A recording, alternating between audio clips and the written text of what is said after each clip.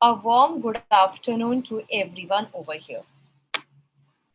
This is the second day of Center for Hindu Philosophical Studies International Conference webinar on Hindu philosophy, exploration of scriptures, history, politics, trade, commerce, economics, sociology, spirituality, peace, and ecology.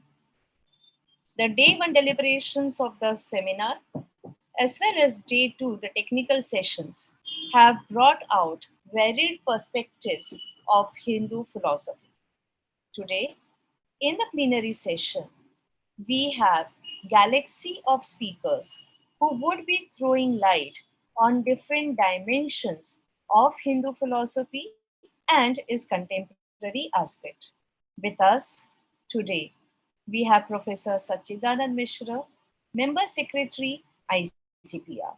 We will also be joined by Professor Rajneesh Kumar Shukla, Vice Chancellor, Wardha University, Professor Srinivas Varkhede, Vice Chancellor, Central Sanskrit University, New Delhi, Professor Madhusudan Pinna, in charge of Vice Chancellor, Kalidas Sanskrit University, Varanasi, Gaurangas, and Professor Swami Vidyanand, as well as Dr. Kenneth Walpe and Radhanath Swami. We are delighted to introduce the first speaker of the plenary talk, Professor Sachidanand Mishra. Professor Sachidanand Mishra currently is the member secretary of Indian Council of Philosophical Research, New Delhi. He is a professor at Banaras Hindu University, and his areas of specialization are Navya Nyaya, Advaita Vedanta, Shuddha Advaita Vedanta. I'm sorry, yeah, Shuddha Vedanta, Indian aesthetics, and Sanskrit literature. His current interest is Buddhist philosophy, philosophy of mind, and Indian religions. He has been the member secretary for the past 6 months at ICPR New Delhi, and his research interest spans a wide array. And over here, we find that the biodata speaks volumes of the work that Professor Sachidanand Mishra is carrying out in the field of philosophy. And we find that his works encompasses Indian logic and epistemology, conceptual development of Navanyaya, Advaita Vedanta, Kashmiri Shaiva schools, and Indian aesthetics.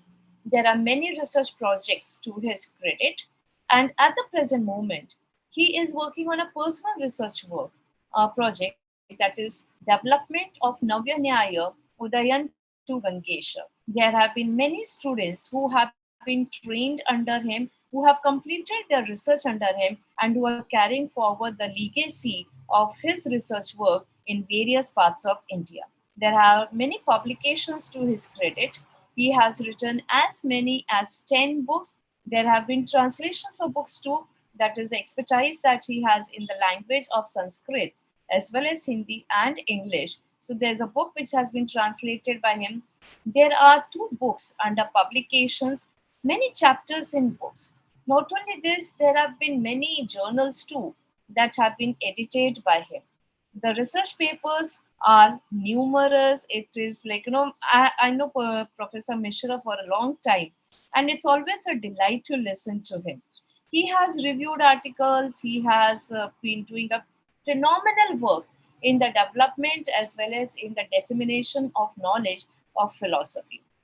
Not only this, he has been invited at various places both in India and outside to talk about Indian philosophy. There have been many seminars and conferences that has been conducted by him. But what's more interesting and what's more noteworthy is the awards and the recognitions that has been conferred on him for his services to philosophy. He has been conferred Maharshi Vadrayan Vyas Sanman. This is a presidential award which was given to him in the year 2011. At the same time, he has also received the gold medal in Acharya Navya Nyaya in 1991. And he also received the fellowship by ICCR for the prestigious Sanskrit chair at Sorbonne Nouvelle University, Paris. He was also provided grant by ICCR to participate in international seminar which was held in France. Professor Mishra, your biodata, I have not done justice to it. Please excuse me for it. But I'm so glad that you could find time and you could be a part of this deliberation wherein your insights are definitely going to make a difference to the way we understand philosophy and the contribution towards Hindu philosophy. Professor Mishra. निधये सर्वविद्यानां विषये भवरोगिणां गुरवे सर्वलोकानां दक्षिणामूर्तये नमः. Respected dear friend Professor Namita Nimbalkarji and scholars from different part of country and the listeners. As I had been going through the program, I thought that my lecture will be around 2 o'clock. But I had been invited just now. Okay, so it is a good thing to start because nobody has spoken now in this plenary session. And we are present here to discuss Hindu philosophy. In present time, how Hindu philosophy is very important. So there are so many issues related to this point. I would try to make me limited to the idea of Hinduism, what we should understand from Hinduism and how this should be understood. This is the point I would like to discuss here. Because at present, when we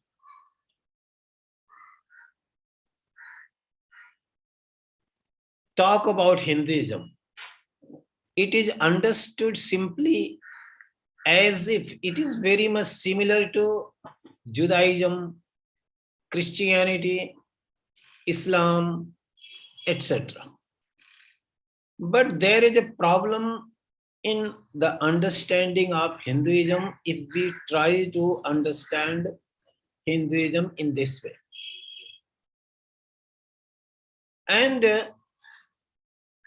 for example, if we take into consideration one particular religion, Islam, it is many a times argued and debated that who is a follower of Islam Panth. And there is a belief that one who believes that Quran is authentic is a follower of Islam. But not the story doesn't end here. There are some branches, Ahmadiyya, Shia, Sunni, and to best of my understanding, the Sunni people don't accept that Shias are also Muslims, followers of Islam. Ahmadiyya are considered to be kafirs. In Pakistan, you can see the examples. Shias don't consider Sunni persons as the followers of Islam. But if you try to understand Hinduism, it will be a very difficult point to understand Hinduism in the same line, following the same line of thought if you try to understand Islam. Because here, beginning from Kashmir to Kanyakumari, there are so many panths, there are so many ways to worship, there are so many gods. Even in South India, there are so many followers of Lord Vishnu who don't visit to the temple of Lord Shiva. And even then, there are so many persons who follow, who worship Lord Shiva. They don't visit to the temple of Lord Vishnu. Again, there are some persons who visit the temple of Lord Shiva, visit the temple of Lord Vishnu. And even if you go to some temples, you will find that there is only one vigraha, there is only one icon which represents Lord Shiva as well as Lord Vishnu. In Bhubaneswar, there is a temple known as Lingaraj temple. And in that Lingaraj temple, the Shivalinga is actually, there is a this Shivalinga is made in such a way that it is actually an icon of Lord Vishnu. So this is Lingaraj temple, and here you can see that Lord Vishnu and Lord Shiva are identical. So when we try to understand Hinduism,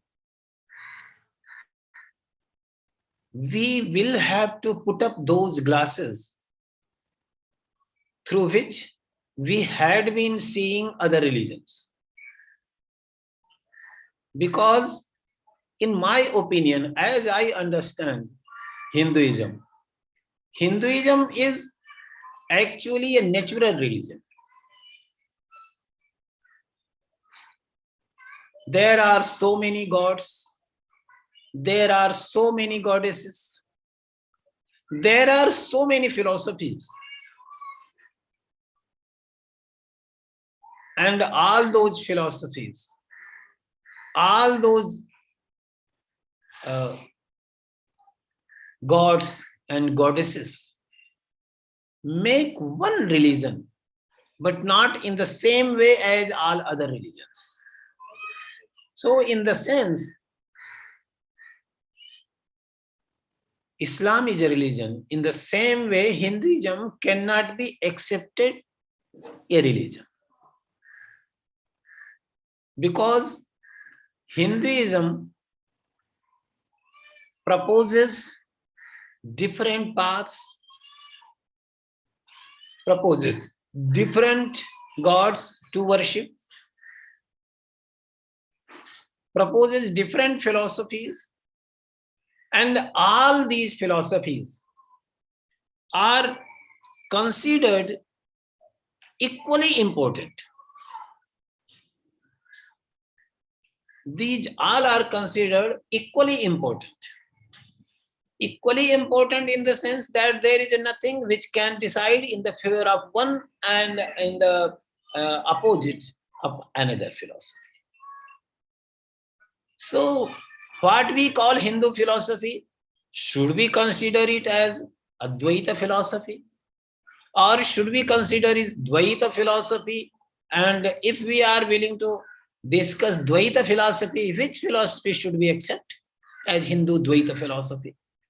Whether this is Nyaya philosophy, or it is Madhvacharya's Dvaita philosophy, or it is Sankhya philosophy, or Vaisheshik philosophy, or Mimamsa philosophy.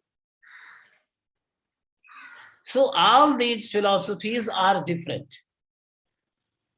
And the importance, they take the inspiration from Vedas, from Puranas, from Upanishads, but it is very much sure that these all philosophies are different.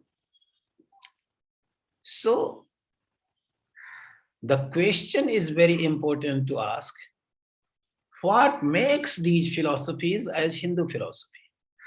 Or if there anything which can bind these all philosophies together? Or to put the matter in a different way, if there any ground for the unification of Hinduism, and you can see that all these acharyas have tried to unify Hinduism in one way or other. So we all, the Hindu philosophy is actually an accommodating philosophy.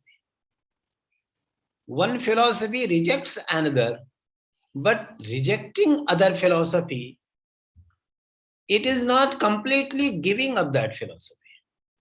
Rather, it is making room for other philosophy and saying that this philosophy is situated on this step.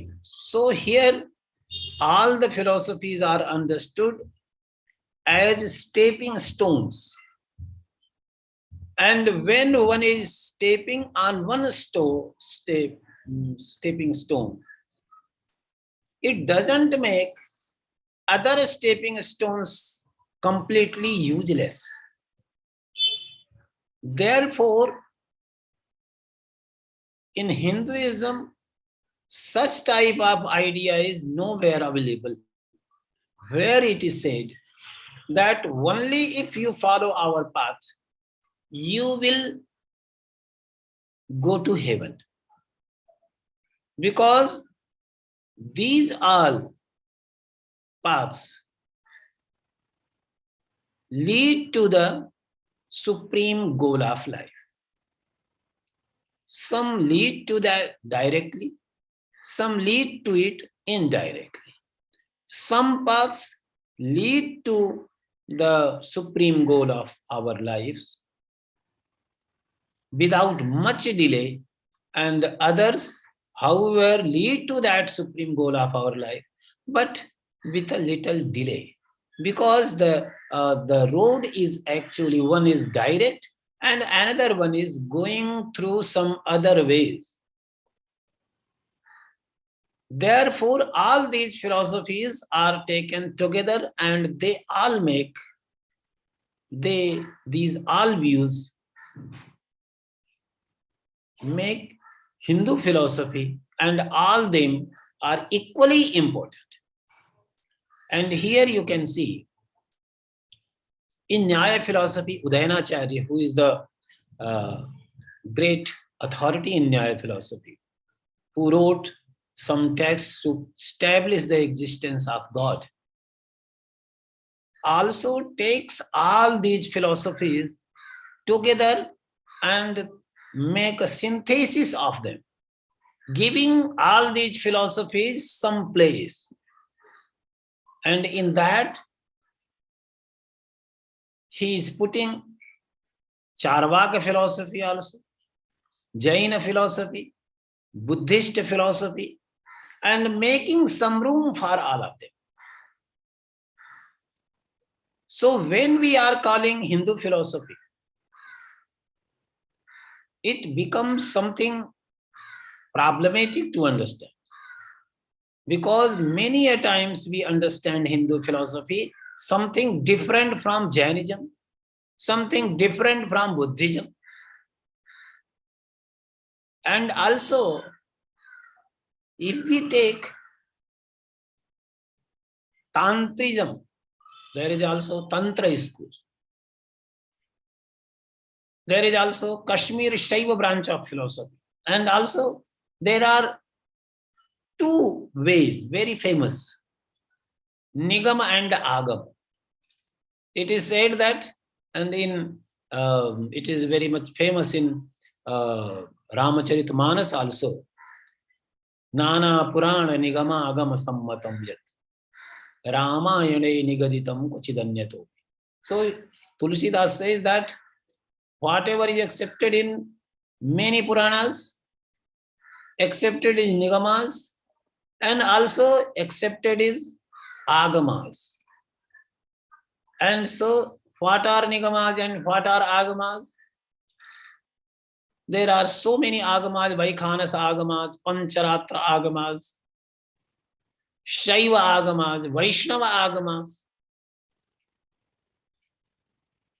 So, if you think in that way, as we think regarding other religious systems of West, like Semitic religions, all these sects are eligible to be granted the status of a religion. So in that way, you can see in Hinduism, there are so many religions. Shaiva religion is also there. Vaishnava religion is also there. And not only Vaishnava religion is not one religion, but you can see there are so many Vaishnava religions. Because in Vaishnava tradition also, there is a Dvaita philosophy. And if how a religion which accepts duality as a core concept could be identical with the philosophy which accepts, with the religion which accepts non-qualified non-duality. So qualified non-dualism is also another kind of philosophy which is propounded by some Vaishnava philosophers like Ramanuja. There is also pure non-dualist philosophy, Shuddhadvaita Vedanta, which is propounded by Vallabhacharya. So you can see, you can understand, and this is my understanding of Hinduism, that if we have in our mind the idea of religion, which is Western idea of religion, in that case, we must accept that there are so many religions. Let us ask the very simple question. What makes Christianity different from Islam? In Christianity, it is believed that there is one God. And in Islam also, this is the same kind of belief. And in Islam also, it is accepted that Christ was a pagambar. So in that way, Christianity and Islam are very much similar. And I had heard a few months ago that there is a movement in West started where one God is accepted, Creator God is accepted. Those religions are taken together, one unification of those religions. Such type of effort is getting started. So if this is the point on which one can differentiate a religion, then we have so many religions. One religion which accepts that Shiva is the creator, and also here also there are many religions, because there is a Shivadvayavada, a religion based on the philosophy of Shivadvayavada, and there is another religion based on the philosophy of dualism, where Shiva is taken different, Pashupata Darshan. And in Sarvadarsana Sangraha, we can check. There are so many branches of Shaiva philosophy. Pratyabhigya Darshan is also there, Pashupata Darshan is also there. So Shivadvayavad, Kashmir Shivadvayavad is also a kind of philosophy. And dualism, in which dualism accepted that Shaiva darshan is also a kind of philosophy. So these religions may differ, and also Vaishnava religions, also very many religions. And again, there are Shakta philosophies, Shakta religions. And also there are Bhairavas. There are Bhairava sadhana is also there. Tantrism. And there are many tantric schools. So all these schools must be accepted, different religions on their own. Again, Gorakh Panth maybe accepted a different type of religion. But the beauty of Hinduism is this one, that all these followers of these all practices never claim to be different. They all claim to be following the same religion, Hinduism. Even you can see there is one tradition started, one school started, Swaminarayan school. And this hardly started in 18th century. There are only 200 years have passed. And Swaminarayan school propounds a different kind of philosophy, different sets of beliefs, but it takes inspirations from Upanishads, takes inspiration from Vedas, and all these philosophies take inspirations from the tradition, and therefore they claim to be following the same philosophy, same religion of Vedas or Upanishads. Therefore, all these philosophies and all these religions are considered to be Hinduism, belonging to the Hinduism. So there are different sets, different set of beliefs. So in the light of all these issues, all these points, I think the study of Hinduism should be taken, because only if we are making it as a religion, if we are trying to propound, present this philosophy, this religion, the same type of religion as Christianity or Islam, that will be injustice to this age-old religion, great religion. Because this religion has many potential. You can see in Odisha, there is a temple known as Jagannath temple. And in that temple, the Vigraha, which is worshipped, there is a very famous story of that Vigraha. And such type of Vigraha is nowhere else available. And at the beach of Dwarika, there is another temple known as Dwarikadesha. So Krishna temple is there. And here Jagannath temple is there. And how this Jagannath temple, and there are stories which give this hint that possibly this Lord Jagannath had been the gods of some Bhilas and some Adivasis. But there is acceptance, and these acceptances actually make this Hinduism absorb so many things and evolve in a different way. But having that tradition together, traditional values together. So Hinduism is at present should not be understood in the same way as we understand Christianity, Islam, etc.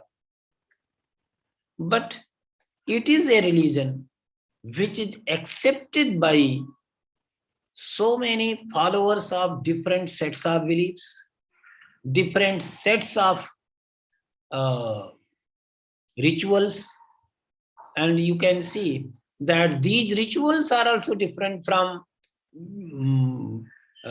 different part of country. Therefore, I am telling that if we are followed by, we are taken by that set of beliefs which consider to be the hallmark of a religion, then the Hinduism cannot be accepted in the same way a kind of religion.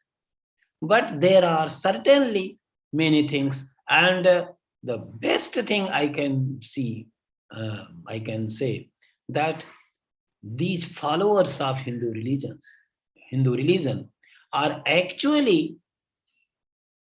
identifying themselves with that religion, and therefore they are accepted to be the followers of Hinduism. So without speaking too much, because I think I have taken my time, so only speaking only this one, I would like to conclude my lecture. Thank you very much to the organizers for giving me this opportunity to discuss with all of you my idea of Hindu religion and Hindu philosophy. Thank you very much.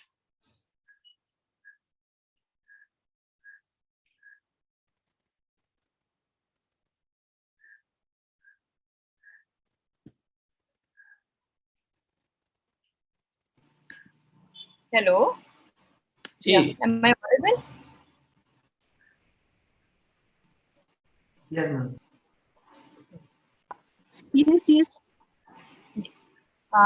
Thank you, sir, for bringing out the eclectic nature of Hinduism.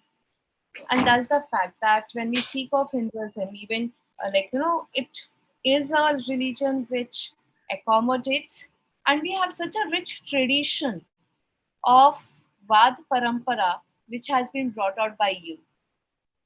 At the same time, you have brought it out very well that if we go by the Western understanding of religion, then we will be having many, many religions in Hinduism, or rather in Hindu philosophy. But then that's not the case. And what unifies Hinduism is, or the Hindu philosophy is, the traditional values that we have.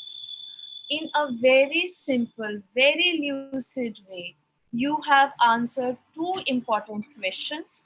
What makes what makes Hindu philosophy as philosophy?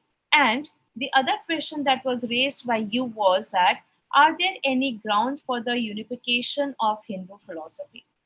And you have explored, you have explained, and you have put to rest many questions which are there in the minds of many, many people around the globe. Thank you so very much. Thank you. Thank you.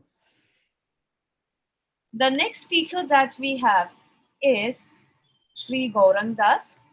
Gaurangas, a brief introduction about Gaurangas, I would like to present it over here. He is a leadership and mindfulness coach based in Mumbai, a graduate of IIT Bombay. He found his calling to become a monk to serve the society, a member of ISKCON's governing body commission. He is actively involved in enhancing leadership effectiveness and governance of temples and communities globally. He is dedicated to helping people to transform their hearts, improve their attitudes, establish sustainable and spiritual communities, and drive positive change in society. a multifaceted spiritualist on a mission to create a value based society.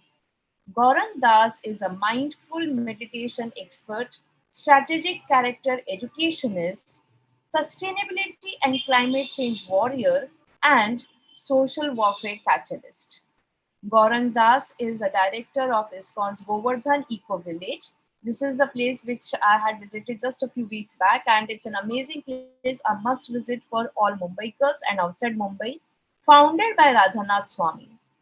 The Govardhan Eco Village, representing India, has won over 36 national and international awards, including the United Nations World Tourism Organization Award in 2017 for its innovative model of ecotourism as a catalyst for rural development. He has also strategized and led execution for GEV's synergetic solution for sustainable development goals for climate change and enabled GEV's accreditation to multiple United Nations bodies like UNEP, UNCCD, ECOSOC, and CBD. On behalf of ISKCON, he is UNEP's Faith for Earth Counselor. The Indian Green Building Council has recognized him as IGBC Fellow for his contribution to the green building development. He is an inspirational speaker for his expertise of presenting Vedic knowledge in a contemporary and enticing way. He has spoken in various conferences like TEDx and corporates like Intel, Salesforce, Google, etc. Gaurang Das is also very important, an experienced chef and mega kitchen strategist, and has personally cooked over more than 3 million meals. He inaugurated the Govardhan Annakshetra program at the Govardhan Eco Village with an intention to distribute free sanctified food among the pilgrims and villagers in Palghar district, and to work closely with the government, corporates, and other like-minded NGOs to enable a hunger-free Palghar. It is a pleasure for us to have Gaurang Das as a speaker. However, due to his international commitment and his travel plans, he will be unable to join us in the virtual mode, though he has pre-recorded a video for us, and the video will be played by the University of Mumbai. He is also the host to the session. I request you to play the video. One of the greatest challenges in India is how do we restore relevance and respect for our Vedic ancient tradition. If we try to analyze the problems we are facing today, it would be interesting to compare with two countries in the world, China and United States. In the 1960s, China went through what is known as the Cultural Revolution. It was called the Cultural Revolution, but the entire effort was to remove any semblance of Chinese culture in society. Various kinds of impositions were made, and specifically, old ideas, old culture, old customs, and old habits were systematically demolished. Temples, monasteries, books, artifacts, various kinds of things which were connected with the ancient Chinese civilization were systematically dismantled and removed. But in due course of time, the impact of this was seen by society, and it was found that there was a severe moral decay and identity crisis amongst the population in China.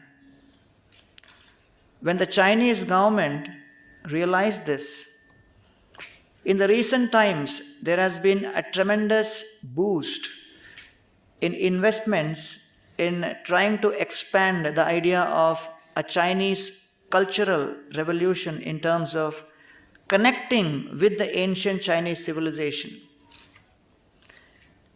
There has been a lot of money which has been invested by the Chinese government to revive Confucius philosophy. Institutes, libraries, festivals, values connected to Confucius philosophy has been promoted like anything. And in the last few decades, there has been a total transformation in the emphasis and the priorities by the Chinese government, because they want the world to know China not just as a manufacturing superpower, but also a superpower in terms of cultural ethos and values. The second example is in United States. Although United States of America came officially into existence in 1776,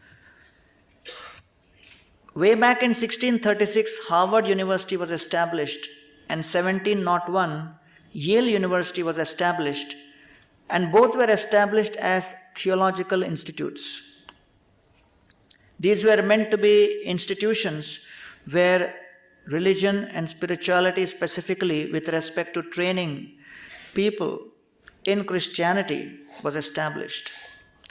Later, with the impact of Industrial Revolution and Darwinian theory, from the 1776 onwards till 1870, these spiritual values, culture, and theological understanding was very, very widespread.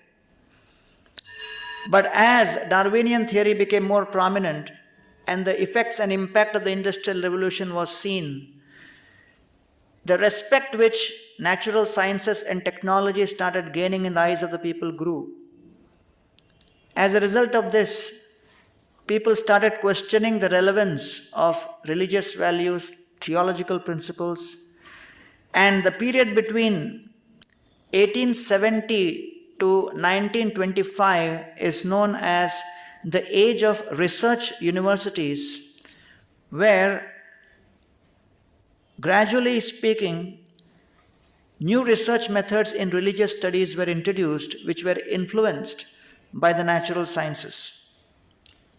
People also started questioning the validity of theological studies, and to a great extent, this was connected to the gaining respect and relevance of science and technology.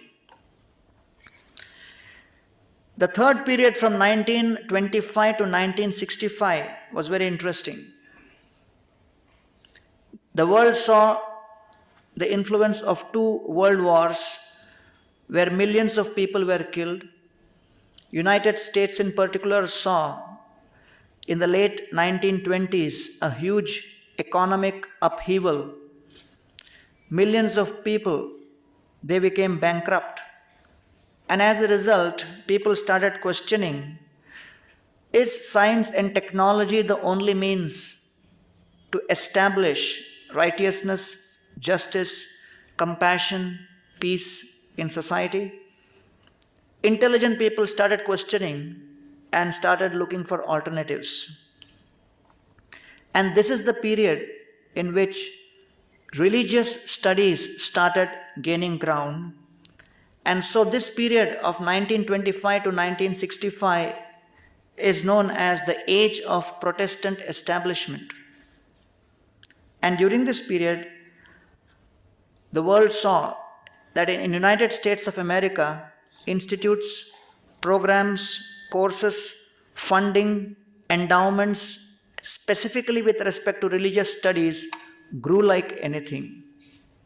And in the 1945 to 1960 period, in the United States, religious studies programs saw a 100% increase in the number of students being taken, and there was a 60% increase in the PhD programs which happened in the same period. The fourth era happened in America post 1963. 1963 was the year when the American Academy of Religion was established. What began in 1909 as the Biblical Institute for Teaching Theology became in 1933 as the National Institute for Teaching Bible, and that formally got established in 1963, opening the doors to religious studies of all denominations, and it was known as the American Academy of Religion, which was meant to foster excellence in religious studies. And you'll be amazed to know that today, American Academy of Religion has more than 10,000 members.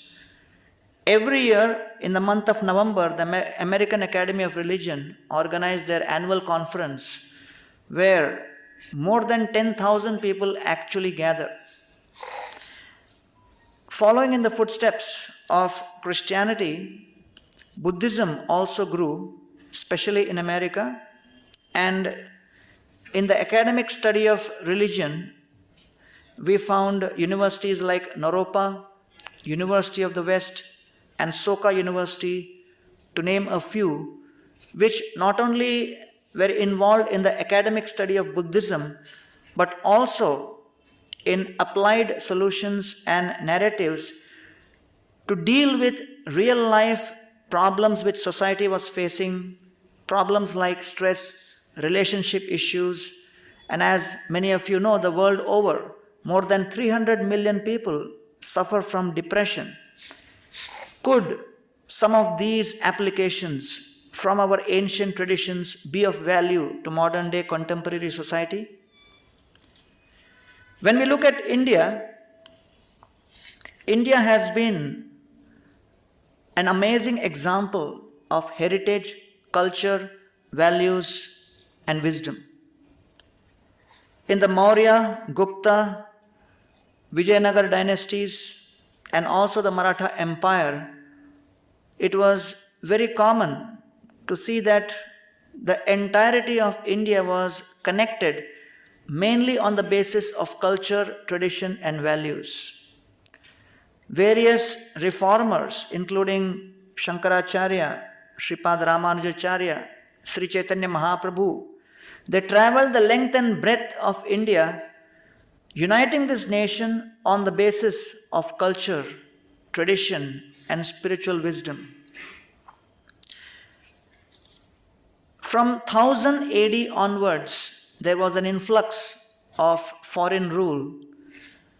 And in that period between 1000 AD to 1425 AD, in that period alone, more than 80 million Indians lost their lives.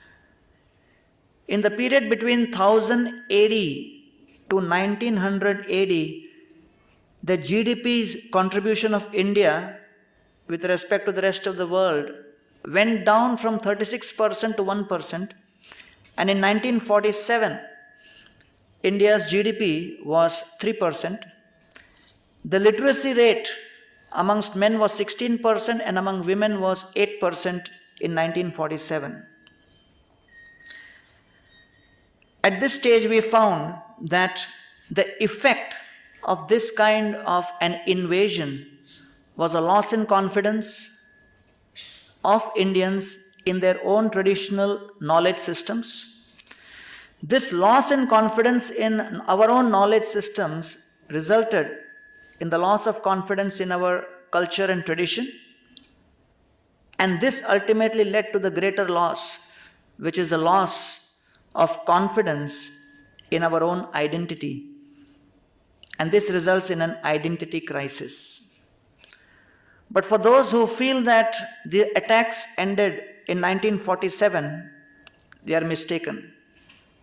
The attacks continued beyond 1947, and post-independence, there were academic attacks on Hinduism in the form of cultural appropriations, psychoanalytic interpretations, and portrayal of the irrelevance of Hinduism.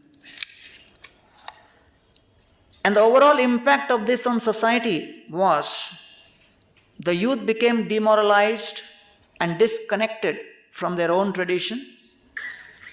This spiritual disconnection led to a decay in society.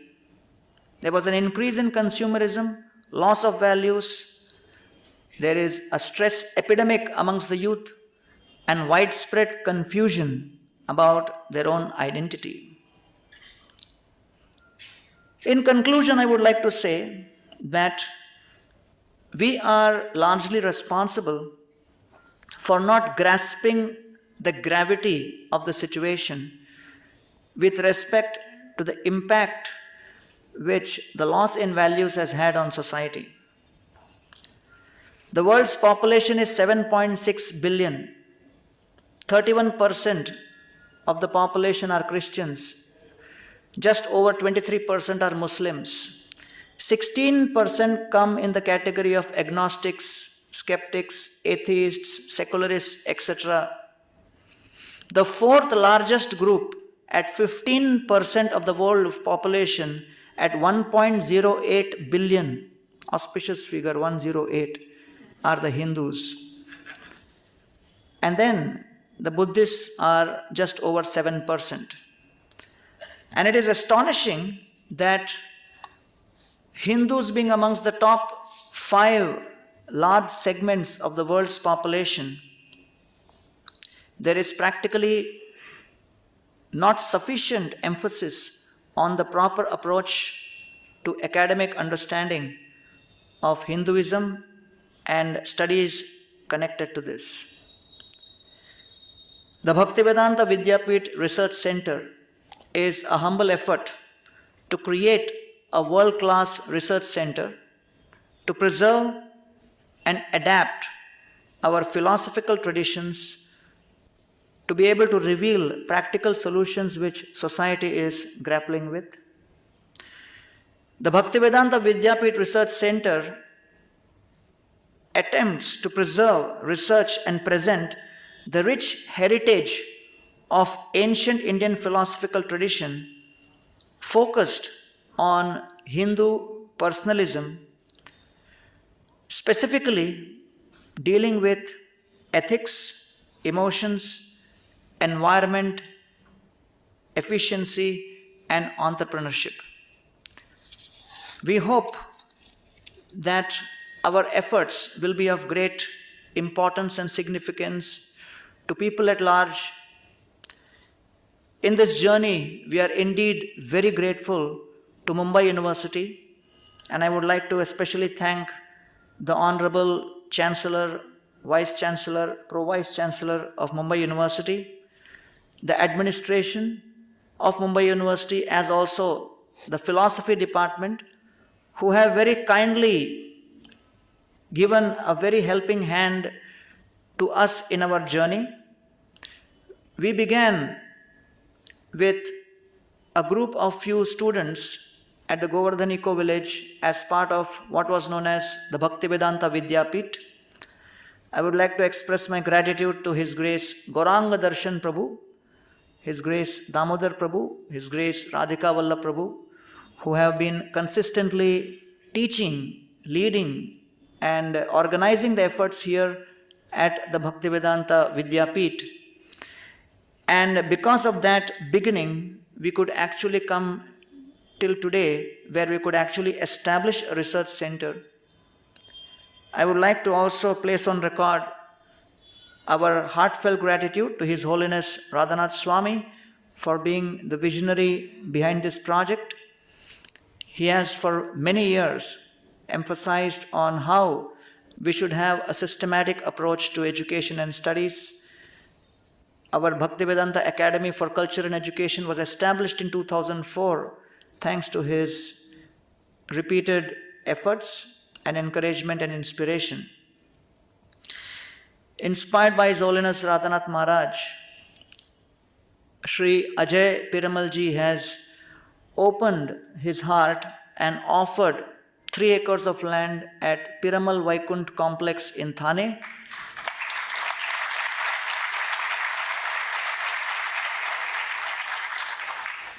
And one of the ardent desires which the family and Radhanath Maharaj have in their heart is a center of excellence in academics is established. And I'm happy to say that today is the beginning of that journey where the Bhaktivedanta Vidyapit Research Center has now been allowed to admit 8 students every year to offer PhD in philosophy and Vaishnavism.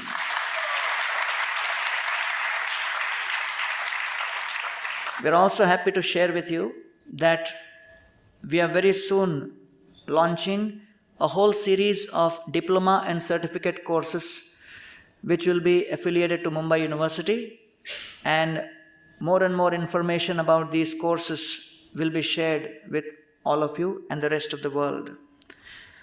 My gratitude to Dr. Narendra Desai, who is no longer with us physically, but in spirit he is always with us, because it was one of his very dear desires to have a college of this sort. And in fact, way back in 2006, we were trying to get another parcel of land somewhere else for this particular effort.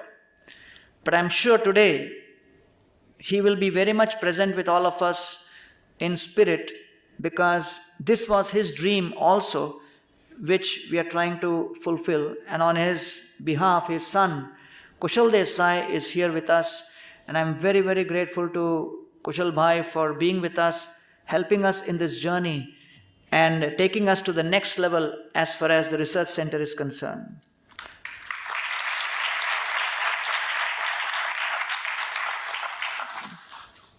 We have 2 other very dear well-wishers who are not with us, Mr. Rishikesh Bhai Mafatlal and Rajiv Srivastav. Both have been very much a part of this journey, but due to other time commitments, they are not present today in today's event. We are also very grateful to them for their continuous support, not only for this research center here in Mumbai, but also to the sister concerned Bhaktivedanta Research Center at Kolkata, which has more than 25,000 manuscripts and very soon going to become a center of excellence in academics.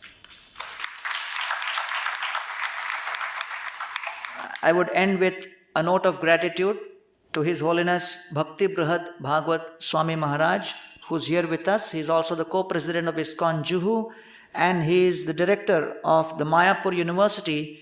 And thanks to his inspiration and effort, we got the opportunity to begin a journey in academics in Bhaktivedanta Research Center at Kolkata. And hopefully in the next 10 years, the seeds which we are sowing today should fructify in the form of a Srila Prabhupada University.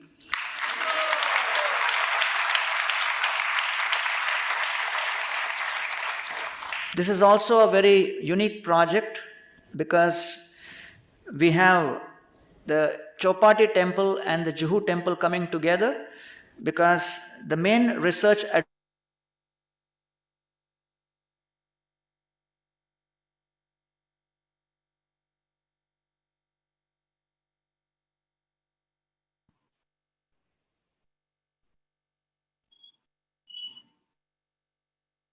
Thank you.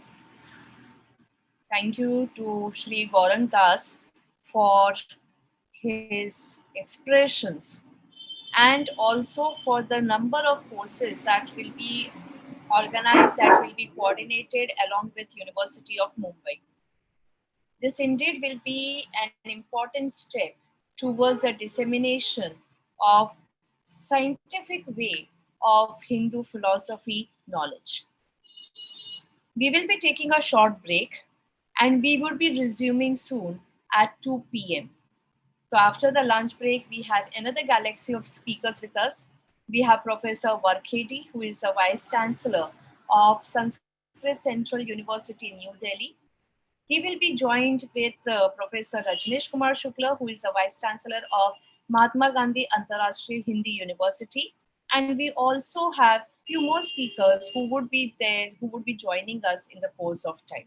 I thank each and every one of you for your patience, for your listening, and also I thank the speakers, Professor Sachidanand Mishra, as well as Sri Gaurangas, for for elucidating the information, the knowledge, and the wisdom of Hindu philosophy in simple and lucid terms. It indeed was a delight to listen to both the speakers today.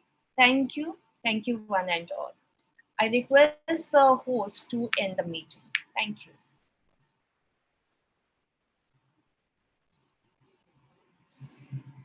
The recording Just a has minute. stopped.